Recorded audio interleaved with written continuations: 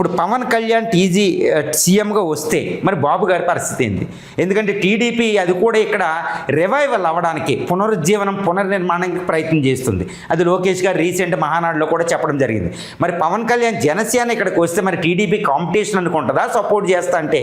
నాకు తెలిసినంత వరకు ఇప్పుడున్న పొలిటికల్ ఈక్వేషన్స్ ప్రకారం పవన్ కళ్యాణ్కి తెలంగాణ సీఎంగా వస్తే అక్కడ లోకేష్ గారికి తిరిగి ఉండదు. నాకు తెలిసినంత వరకు ఇది ఒప్పందం అయి కూడా ఉండొచ్చు.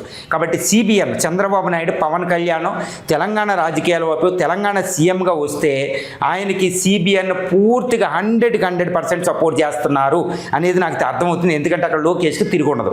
అదేవిధంగా కూటమికి ఇంకా కాంపిటీషన్ ఉండదు. కూటమి ఇక్కడ ఒక సీఎం, అక్కడ కూటమి, ఇంకా తిరుగు లేకుండా తెలుగు ప్రాంతంలో వీళ్ళు విస్తరిస్తారు. బీజేపీ సపోర్ట్ అక్కడ ఉంటుంది, ఇక్కడ ఉంటుంది. ఒక అద్భుతమైన స్కెచ్ అనమాట ఇది బాబు గారు యొక్క మైండ్లోంచి వచ్చిన ఎవరైనా ఊహించవచ్చు, లేదా మోడీ షాల యొక్క స్కెచ్ అయి ఉండొచ్చు. ఏదేమైనప్పటికీ ఇప్పుడు పవన్ కళ్యాణ్ గారు మణికొండ హైదరాబాద్లో జనసేన ఆఫీస్ ఓపెన్ చేయడం అనేది తెలంగాణ రాజకీయాల్లో ఒక పెను భూకంపం.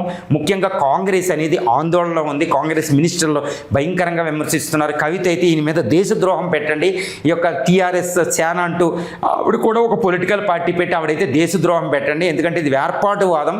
తెలంగాణ విభజన అనేది ఇది ఏర్పాటు అనేది ఒక ఏర్పాటువాదంతో పోల్చారు, టెర్రరిస్ట్ యాక్టివ్తో పోల్చారు. కాబట్టి ఆయన్ని తెలంగాణ రానివ్వకుండా సినిమా యాక్టర్కి ఇక్కడ పని ఏంటి, అవకాశం ఏంటి, అక్కడ మిస్సింగ్ గర్ల్స్ని పట్టుకుని మానేసి ఇక్కడికి వచ్చి ఉద్ధరిస్తాడనుకుంటూ కవిత మాట్లాడిన ఫైర్ అవ్వడం అంటే ఆయన ఆందోళన కలిగిస్తుంది. జనసేన ఇక్కడ రావడం అనేది తెలంగాణ రాజకీయ అర్థమవుతుంది. ఈవెన్ క్యాబినెట్ మినిస్టర్ కూడా విమర్శిస్తున్నారు.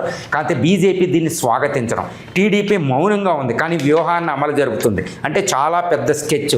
లోకేష్ ఏపీ సీఎంగా, తెలంగాణకి పవన్ కళ్యాణ్ సీఎంగా.